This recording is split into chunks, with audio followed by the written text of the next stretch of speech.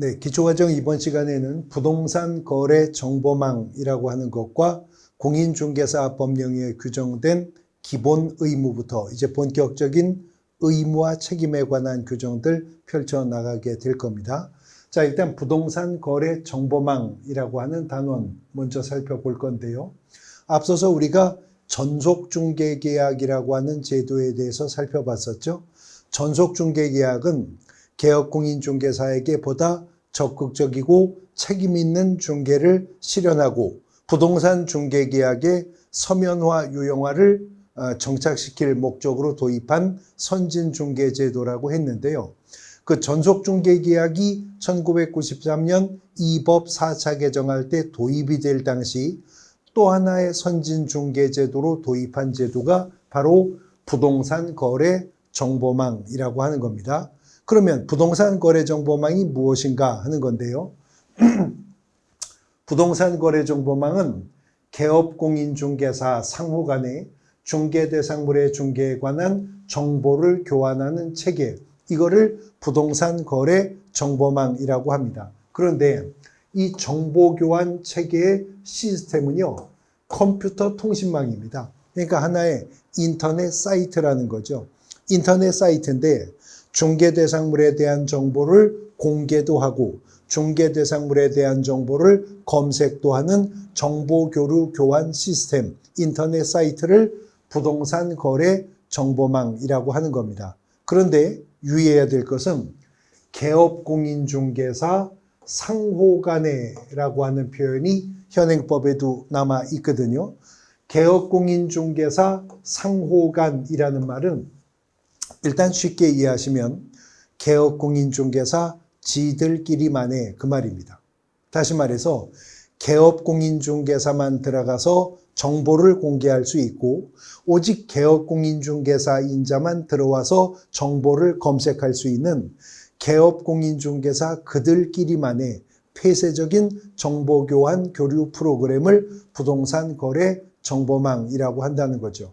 이런 부동산 거래 정보망을 도입을 한 이유는 이것을 통해서 공동중개를 활성화하기 위함인데 어떻게 부동산 거래 정보망이 공동중개 활성화에 기여되게 되는가 하는 것은 정보망을 통해서 부동산 거래 계약이 체결되어 가는 과정을 도식화해 보면 쉽게 이해하실 수가 있습니다. 자, 어떤 부동산 거래 정보망이라고 하는 사이트가 하나 설치되어 지금 운영 중에 있다고 합니다. 근데 어느 날 A라고 하는 자가 이 정보망에 접속해 들어가서 특정한 일동의 건물을 매물 정보로서 매물 등록을 하였다. 그럼 우리가 이 사실만으로도 A의 신분을 알 수 있죠. A 누구죠? 개업공인중개사입니다. 개업공인중개사이니까 개업공인중개사 상호간의 정보교환 체계인 정보망에 접속이 가능했겠죠. 그런데 A 개업공인중개사가 특정한 정보망에 들어가 특정한 일동의 건물을 매물 정보로 등록했다는 사실만으로도 A 개업공인중개사와 중개계약을 체결한 의뢰인이 누구인지 우리가 알 수 있죠. 어떤 의뢰인? 매도 의뢰인일 겁니다. 매도 의뢰인과 중개계약을 체결해 매도 의뢰를 받았으니까 매물을 정보망에 등록한 것일 겁니다. 그러면 건물 소유자인 매도인이 직접 정보망에 접속해서 자기가 팔 물건을 매물 정보로 등록 못하나요? 못하죠. 왜냐하면 정보망은 개업공인중개사 상호 간의 정보교환 체계이니까요. 근데 어느 날 B라고 하는 자가 이 정보망에 접속해 들어와서 다른 개업공인중개사를 등록한 매물 정보를 조건에 맞추어 검색을 했다면 우리는 또 이 사실만으로도 B의 신분을 알 수 있죠. B도 개업공인중개사일 것입니다. 개업공인중개사이니까 정보망에 접속이 가능했고 정보망에 공개된 매물 정보를 검색할 수 있었을 거예요. 그런데 A 개업공인중개사와는 달리 B 개업공인중개사는 정보망에 들어와서 이미 공개되어 있는 매물을 일정한 조건에 맞추어 검색을 했다는 사실만으로도 비개업공인중개사와 중개계약 체결한 의뢰인이 누구인지 알 수 있죠? 네, 매수 의뢰인이었을 겁니다.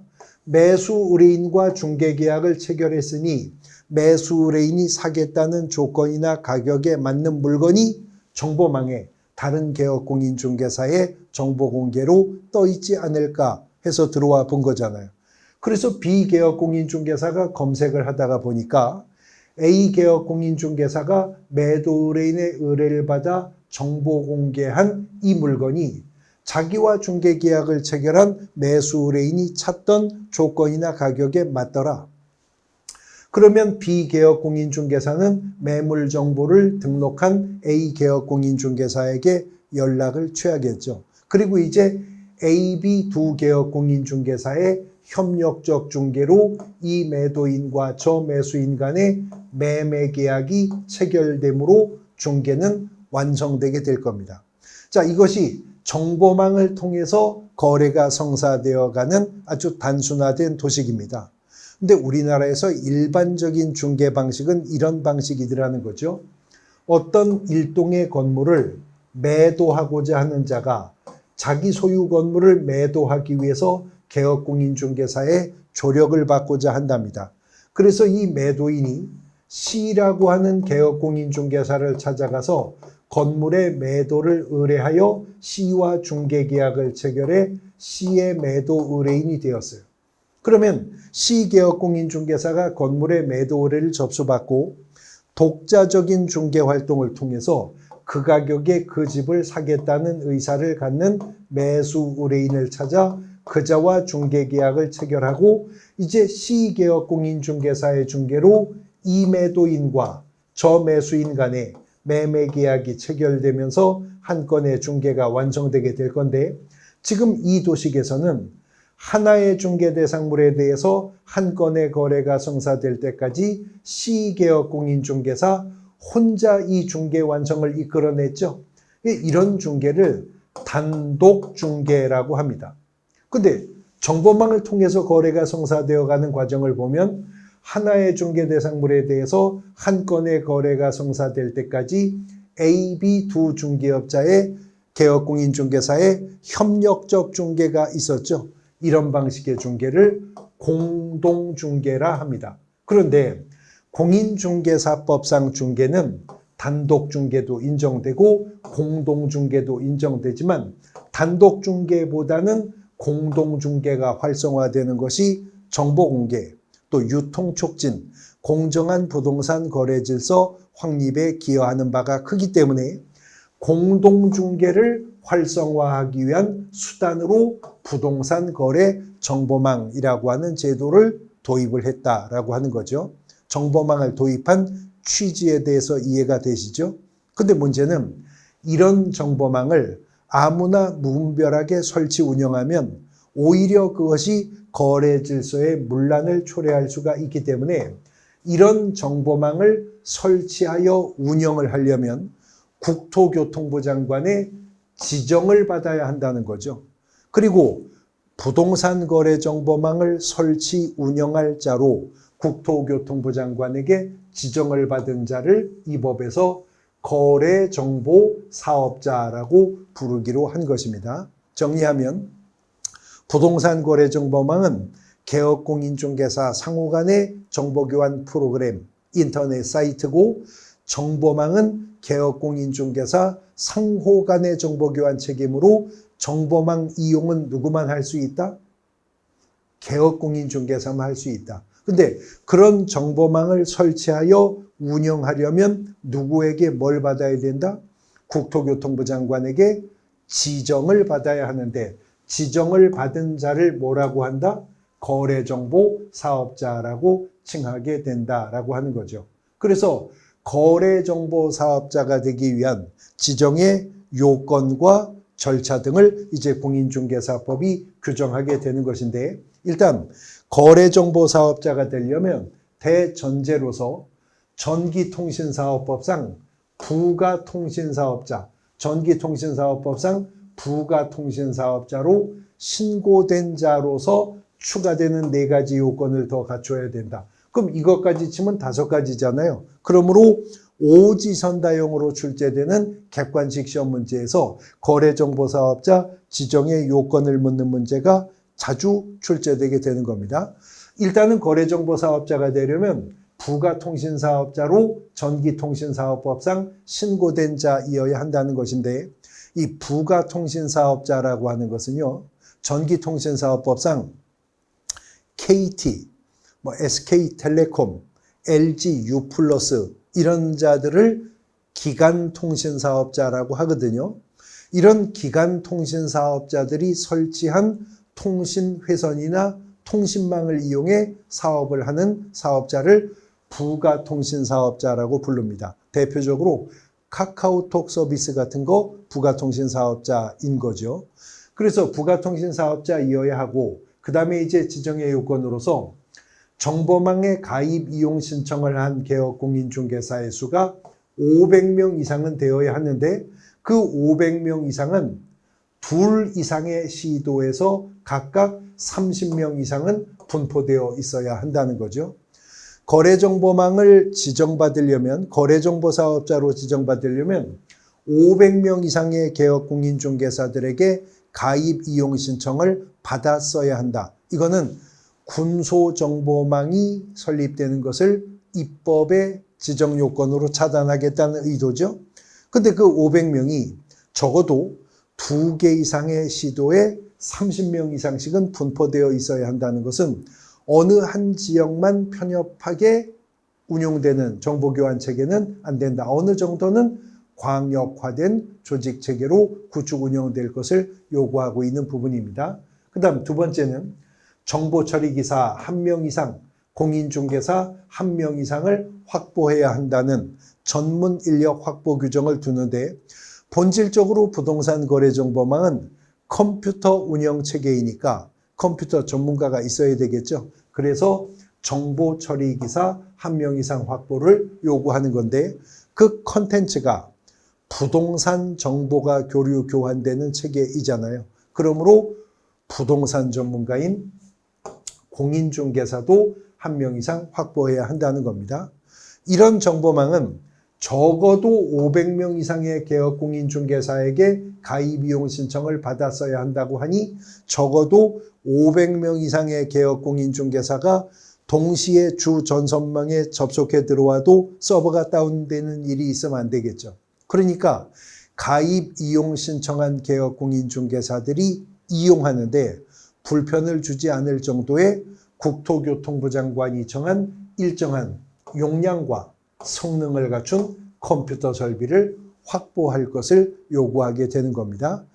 부가통신사업자이어야 한다는 전제까지 포함해서 5가지 지정의 기준을 모두 확보했다면 이제 지정 신청을 하게 되는데, 거래정보사업자 지정은 국토부 장관이 행하게 됩니다.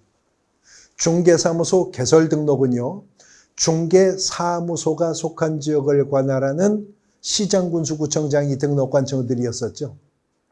그런데 거래정보사업자 지정은 중앙정부 장관 중 국토부 장관이 지정권자가 됩니다. 그래서 지정권자에게 지정 신청을 하면 국토교통부 장관은 지정 신청을 한 자가 지정의 요건에 적합한지 여부를 심사해야 되겠죠. 그래서 지정의 요건이 적합하다면 30일 이내에 지정 처분하여 지정서를 교부해 주게 됩니다.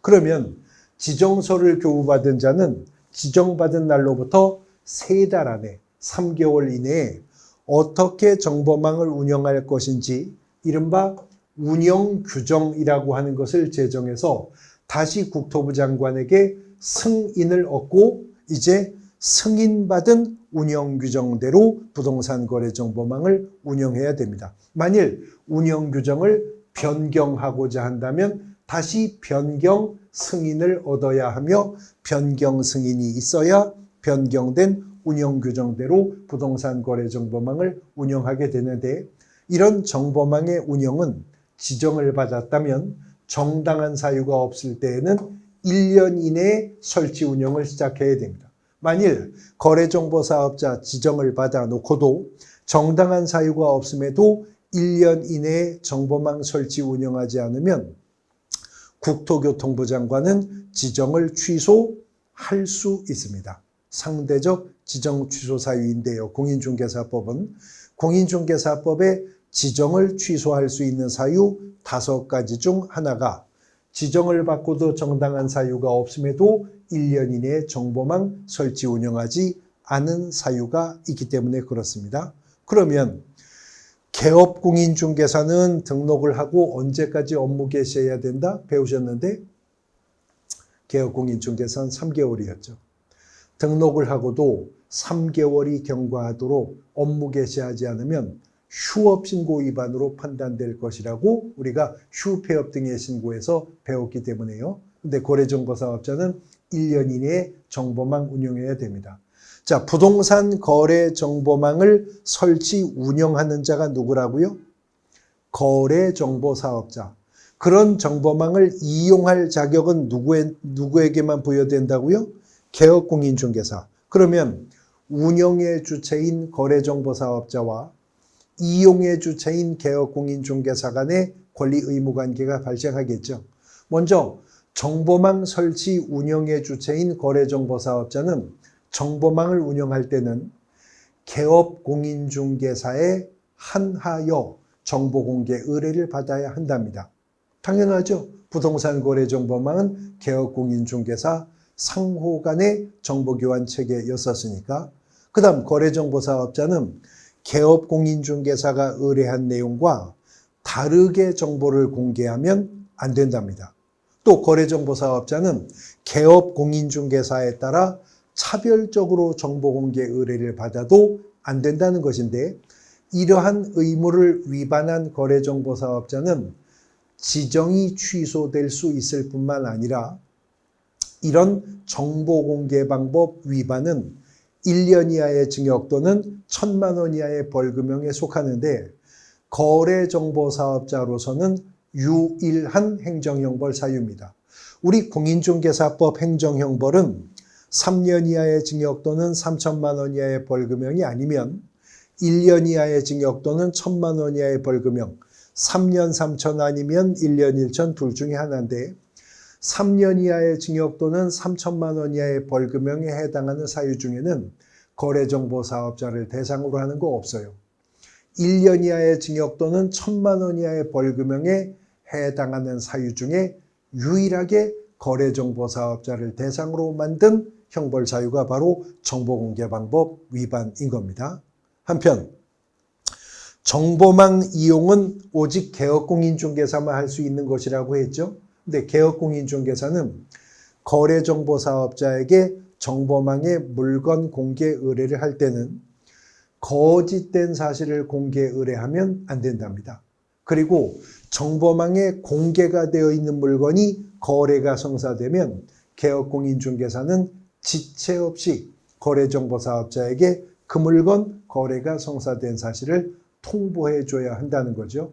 이런 부동산 거래 정보망과 관련한 개업공인중개사의 의무 위반에 대해서는 업무정지 처분을 내릴 수 있도록 합니다. 그러니까 부동산 거래 정보망 관련한 개업공인중개사 의무 위반을 묻는 문제가 나오면 무조건 업무정지 사유라고 답하시면 된다 하는 거죠. 자, 부동산 거래 정보망은 개업공인중개사라야 가입 및 이용할 수 있다. OX? O입니다. 개업공인중개사가 아닌 자는 정보망 가입하고 이용할 수 없어요. 두 번째 질문. 부동산 거래 정보망은 개업공인중개사라면 가입 및 이용할 수 있다. OX? 그것도 O입니다.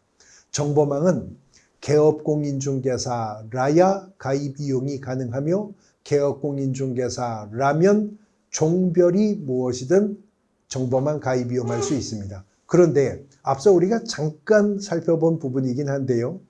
정보망을 이용해서 부칙상의 개업공인중개사가 얻게 되는 혜택이 있다는 거 앞선 업무 범위에서 잠깐 보고 온 적이 있습니다. 원래 법인이나 공인중개사인 개업공인중개사는 업무 지역에 대한 제한이 없다고 그랬었죠. 중개사무소를 어디에 두고 있든 대한민국 영토 내의 토지, 건물, 임목, 공장재단, 광업재단 다 중개할 수 있습니다. 그런데 부칙상의 개업공인중개사만은 업무지역에 제한을 받기 때문에 부칙상의 개업공인중개사는 중개사무소가 속한 지역을 관할하는 시도 안에 있는 물건만 중개할 수 있는 것이 원칙이라고 했었잖아요. 그런데 부칙상의 개업공인중개사가 이 부동산 거래 정보망에 회원 가입하고 정보망을 통해서 검색할 수 있는 물건이었다면 그 물건이 중개사무소 소재지 시도 외에 있는 물건이라 하더라도 적법하게 중개할 수가 있게 될 것이다 하는 것입니다. 그러나 이 말을 바로 부칙상의 개업공인중개사가 부동산 거래 정보망 가입하면 업무지역은 전국이 된다라고 표현하면 틀리는 지문입니다. 왜냐하면 단순히 부칙상의 개업공인중개사가 정보망 가입했다는 이유만으로 업무지역이 전국이 되는 건 아니고 건건별로 그 정보망을 통해서 검색 가능한 물건이었을 때는 시도를 넘어서 있는 물건이지만 그 건은 중개가 가능하다는 의미이기 때문에 그렇습니다. 앞서 우리가 업무 범위 편에서 제가 사례로 들었었는데 서울시 강남구에 중개사무소가 있는 부칙상의 개업공인중개사라면 서울특별시 안에 있는 물건만 중개할 수 있는 게 원칙이라는 거죠. 그런데 이 강남구에 중개사무소가 있는 부칙상의 개업공인중개사가 부동산 거래 정보망 회원 가입을 했고 정보망을 통해 검색해 보니 부산광역시 동래구 상가 건물이 매물로 떠 있더라. 그 물건 중개할 수 있다는 거예요. 그러나 그 물건은 부산광역시 동래구에 있는 상가 건물임에도 정보망으로 검색이 가능했으니까 그 건을 중개할 수 있다는 거지, 정보망으로 검색이 안 되면 코앞에 있는 경기도 성남시 분당구, 양평 아니면 청평, 남양주, 구리, 파주, 의정부에 있는 물건들 손 못 댑니다. 서울시 안에 있는 물건만 중개할 수가 있기 때문에 그렇다라고 하는 것입니다. 부동산 거래 정보망이라고 하는 거 개념 이해를 해 보셨고요. 이제 본격적인 공인중개사법상의 의무와 책임에 대해서 살펴보는데, 먼저 첫 번째로 기본 의무 혹은 기본 윤리라고 하는 부분들 살펴보게 될 겁니다. 그런데 공인중개사법 29조가요. 개업공인중개사의 기본윤리라고 되어 있습니다. 근데 공인중개사법 29조는 1항과 2항으로 구분되어 규정되어 있는데 같은 29조상의 의무임에도 1항에 규정된 의무와 2항에 규정된 의무는 준수 대상, 법적 성격에서 여러 가지 차이점을 보이고 있어요. 먼저 공인중개사법 29조 1항은 문장의 출발이 개업공인중개사 및 소속공인중개사는 이렇게 출발합니다. 그런데 기초과정이긴 하지만 앞서 있는 개별적 의무 중 공인중개사법 16조에 규정된 의무가 이런 방식으로 문장의 주어를 설정했었죠. 무엇이었죠? 무엇이었을까요? 인장등록 의무가 그랬었잖아요. 인장등록 의무가 개업공인중개사 및 소속공인중개사는 업무를 개시하기 전 중개행위에 사용할 인장을 등록해야 할 의무가 있다는 것이었었죠. 근데 다시 29조 1항으로 와서 문장의 주어가 개업공인중개사와 소속공인중개사까지 이 의무의 준수 대상으로 삼는데, 이런 개업공인중개사와 소속공인중개사는 전문 직업인으로서 지녀야 할 첫 번째, 품위를 유지해야 될 의무가 있답니다. 그리고 두 번째는 신의와 성실로서 어떻게? 공정하게 중개 관련 업무를 수행해야 될 의무가 있답니다. 전문 직업인으로서 지녀야 할 품위를 유지할 의무, 신의와 성실로서 공정하게 중개 관련 업무를 수행해야 될 의무는 개업공인중개사뿐만 아니라 고용인이기는 하지만 업무를 수행할 수도 있는 고용인인 소속 공인중개사까지는 이 의무를 준수해야 되지만 공인중개사가 아니어서 현장 안내 및 일반 서무 등의 단순한 업무만 보조할 수 있는 중개보조원은 이런 의무 대상에서는 제외되게 될 것이다 라고 하는 것입니다. 자, 그런데 전문 직업사를 표방하는 법들은 다 품위유지 의무 규정들이 있습니다. 그래서 공인중개사법도 있고요. 신의와 성실로 공정하게 중개 관련 업무를 수행해야 된다고 하는데 신의 성실이라고 하는 말은 우리가 민법에서도 조문에서 보는 표현이죠. 민법이 1118개의 조문을 가지고 있습니다. 근데 그 방대한 1000개가 넘는 민법 조문 중에 민법 1조는 법원이죠.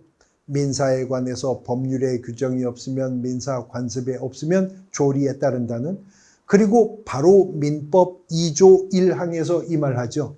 권리의 행사와 의무의 이행은 신의에 쫓아 성실히 행하여야 한다. 이것은 민법 2조 2항인 권리는 남용하지 못한다라고 하는 권리남용 금지의 원칙과 함께 민법의 대원칙일 뿐만 아니라 모든 성문법의 대원칙인 것입니다. 그래서 오래된 일이지만 9회 공인중개사 시험에서는 그 당시 중개업법상의 5가지 의무를 나열하면서 다음 중 개업공인중개사가 준수해야 될 최고의 준수규범이 되는 기본 의무가 무엇인가 하는 문제 속에서 신의성실로 공정중개 수행할 의무를 답으로 하는 문제가 출제가 되기도 했었어요. 그런데 민법과는 달리 공인중개사법은 한마디를 더 했는데 신의와 성실로 어떻게 중개하라고? 공정하게 중개 관련 업무를 수행해야 된다 하는 거죠. 이 표현을 쓴 이유는 개업공인중개사도요, 의사, 변호사, 판사, 검사와 같은 전문 직업인이잖아요. 근데 다른 전문 직업인들과는 다른 특수성이 개업공인중개사가 하는 중개 업무는 거래 당사자 간의 권리득실 변경을 알선하는 것이 중개 업무입니다. 의사라는 전문 직업인은, 약사라는 전문 직업인은 환자의 병을 낫는 일방적 노력을 하면 됩니다. 변호사는 흉악범에게 사건 의뢰를 받았다 하더라도 법정에서 그를 변론해야 됩니다. 일방적으로. 그런데 개업공인중개사의 중개 업무는 거래 당사자 간의 법률행위가 성사될 수 있도록 보조하고 조력하는 행위를 하는데 어떤 경우에도 거래 당사자 중 일방을 편들면 안 된다. 보나마나 개업공인중개사가 만나게 될 양거래 당사자는 한 건의 거래에서 이해관계가 첨예하게 엇갈릴 거예요. 조금이라도 비싸게 받고 팔고 싶어하는 매도인과 1원이라도 싸게 사고 싶어하는 매수인 사이에 거래 조건을 교섭하니까 어느 한쪽 당사자에게 편파된 알선행위하면 안 되겠죠. 양의뢰인을 공평하게 동가치로 판단해 중개해야 될 공정중개 수행 의무는 공인중개사법상의 의무 중에서도 가장 최고의 준수규범이 되는 기본 의무가 될 것이라고 하는 거죠. 근데 같은 공인중개사법 29조에 규정을 했는데 29조 2항은 두 문장으로 조문이 구성되어 있는데요. 두 문장이 모두 다 개업공인중개사 등은 개업공인중개사 등이 이렇게 문장이 시작됩니다. 공인중개사법 조문 속에서 개업공인중개사 등자가 나오면요. 그 등 한 글자 속에는 소속공인중개사, 중개보조원, 법인인 개업공인중개사의 임원 또는 사원이 모두 등 한 글자 속에 들어갑니다. 그래서 개업공인중개사 등은 이 법 및 다른 법률에 특별한 규정이 있는 경우를 제외하고는 그 업무상 알게 된 비밀을 누설하여서는 아니 된다. 다시 말해 비밀 준수할 의무가 있다 그 말이죠. 근데 비밀 준수는 개업공인중개사 및 소속공인중개사는 물론이고 중개보조원도 비밀 준수해야 된다. 법인의 임원 또는 사원도 비밀을 준수해야 된다는 것이 첫 번째 특징이고요. 그 다음에 두 번째 특징은 비밀 준수 의무는 스스로 입법자가 예외를 인정하면서 출발합니다. 이 법 및 다른 법률에 특별한 규정이 있는 경우를 제외하고 그렇다는 거죠. 그러니까 이 법이든 저 법이든 그 법이든 어떤 법률의 특별한 규정에 의해서 의뢰인이 요구하던 비밀사항을 적극적으로 진술, 설명, 고지해야 될 의무가 상충된다면 비밀 준수 안 할 수도 있다. 개업공인중개사가 의뢰인에게 요구받은 비밀사항이 탈세와 관련된 사항이었는데 지금 세무공무원의 적법한 질의에 응답해야 할 의무가 생길 수도 있죠. 개업공인중개사가 의뢰인에게 비밀 준수를 요청받았는데 개업공인중개사가 그 관련 사건에서 선서한 증인으로 법정 증언대에 서서 증언 진술해야 될 의무가 앞설 수도 있죠. 이런 때 비밀 준수 안 할 수가 있다. 즉 비밀 준수 의무는 준수에 예외가 인정되기도 한다는 것이 비밀 준수 의무의 또 하나의 특징인 것입니다. 그 다음 세 번째는 29조 2항이 그 업무를 떠난 후에도 또한 같다 그랬습니다. 그러니까 비밀 준수 의무는요, 직을 떠난 후에도요, 개업공인중개사 등이 직을 떠난 후에도 준수해야 할 의무라는 특징을 가지고 있다는 거죠. 마지막으로 비밀 준수 의무만 본법에서 가지고 있는 유일한 특징이 비밀 준수 의무 위반은 1년 이하의 징역 또는 1,000만 원 이하의 벌금형에 속하는 위반 시 행정형벌 사유가 됩니다. 그런데 비밀 준수 의무 위반만큼은 1년 이하의 징역 또는 1,000만 원 이하의 벌금형에 속하는 것이지만 피해자의 명시적인 의사에 반해서 처벌할 수가 없다. 다시 말해 피해자가 구체적으로 명시적으로 처벌하지 말 것을 요구했다면 판사는 1년 이하의 징역형도 1,000만 원 이하의 벌금형도 선고할 수가 없다는 거죠. 이렇게 피해자의 불처벌 의사에 반하여 처벌할 수는 없는 범죄를 반의사불벌죄라고 합니다. 한편 형사법에서 피해자의 고소가 있어야만 검사가 비로소 공소 제기를 할 수 있는 범죄들이 있거든요.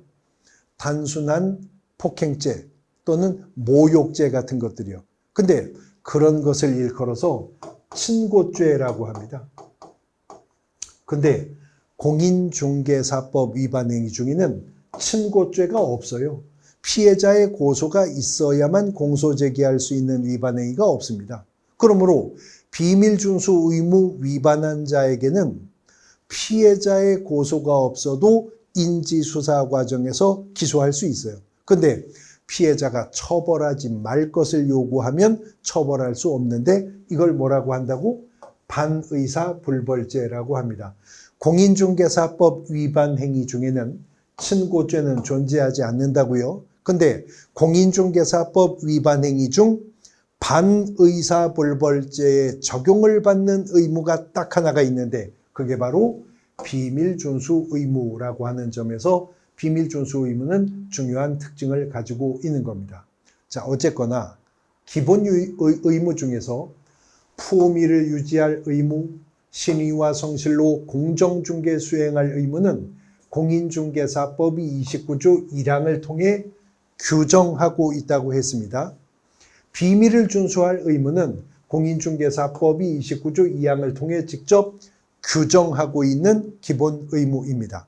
그런데 공인중개사법에는 규정되어 있지 않음에도 불구하고 판례가 인정하기 때문에 개업공인중개사가 준수해야 될 의무가 바로 선량한 관리자로서의 주의 의무인데요. 우리가 민법에서 이 선량한 관리자로서의 주의 의무를 줄여서 선관주의 의무라고도 표현을 하죠. 공인중개사법 어디에도 개업공인중개사에게 선량한 관리자로서의 주의 의무가 있다는 직접적인 규정이 없습니다. 그런데 판례가 인정하고 있기 때문에 개업공인중개사는 선관주의 의무를 부담받게 된다는 거죠. 그러면 판례가 뭐라고 하기 때문에 선관주의 의무가 발생하느냐 하는 건데, 공인중개사법상 중개계약이라고 하는 계약이 가지고 있는 법적 성격을 규명하는 여러 개의 대법원 판례들이 있어요. 그중에 공인중개사법상의 중개계약은 민법 중 위임계약과 유사한 위임유사의 비전형 계약이다라고 하는 대법원 판례가 있습니다. 자, 일단 중개계약은 비전형 계약이라고 하는데요. 비전형 계약의 반대말은 전형 계약입니다. 전형 계약을 다른 말로 유명 계약이라고도 하거든요. 그러면 비전형 계약은 또 다른 말로 무명 계약이라는 표현을 쓰기도 하겠죠.